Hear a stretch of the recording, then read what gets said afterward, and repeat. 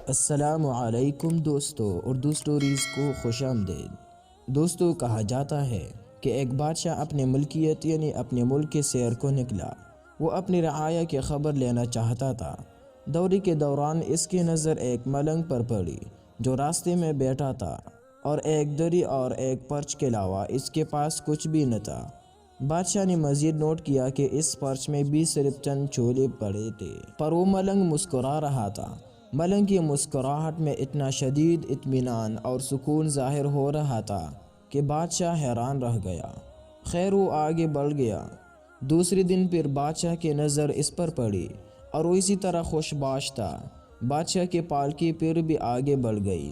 تیسرے دن جب بادشاہ کا گزر اس مقام سے ہوا اور پھر اس غریب کو اتنا مطمئن دیکھا، تو اب بادشاہ اس حد تک تجسس کا شکار ہوا کہ پالکی رکوا دی اور نیچے اتر کر اس درویش کے پاس چل جائی۔ جب وہ اس ملنگ کے پاس گیا تو اسے بتایا کہ میں ملک کا بادشاہ ہوں، اور 3 دن سے تیری مسکراہٹ اور مفلسی کا یکجا ہونا مجھے ہرگز ہضم نہیں ہو رہا۔ آخر ایسا کیا ہے تمہارے پاس جو تمہیں خوشی دیتا ہے؟ میرے پاس پورے ملک میں سب سے زیادہ دولت ہے، مگر میں پرسکون نہیں ہوں۔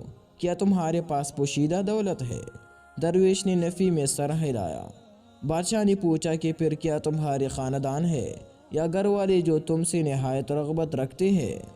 درویش نے بولا، جی نہیں، میں بالکل تنہا ہوں، میرا کوئی نہیں، میرے پاس ان چولوں کے سوا کھانے کو کچھ اور نہیں۔ بادشاہ بہت حیران ہوا اور آخری سوال کیا کہ کیا پھر تمہیں اللہ نے قابل فخر صحت سے نوازا ہے جو تم خوش رہتے ہو؟ ملنگ بولا ہنسنے سے کہ ہرگز نہیں، میرے آدھے دانت ٹوٹ کر گر چکے ہیں اور ٹھنڈ سے میرے ہڈیاں درد کرتے ہیں۔ بادشاہ نے پوچھا کہ او بھائی صاحب، پھر کیوں سکون سے بیٹھے ہو؟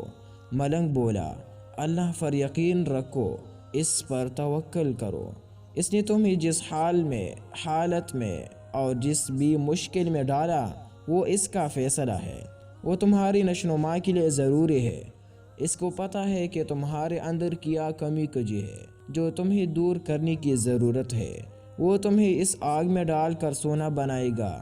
صبر، شکر، اللہ کی رضا میں رضامندی، ایسی سوچو اور اپنے حال کو ایسے ہی تسلیم کرو تو تمہیں کسی شے کی کمی محسوس نہیں ہوگی۔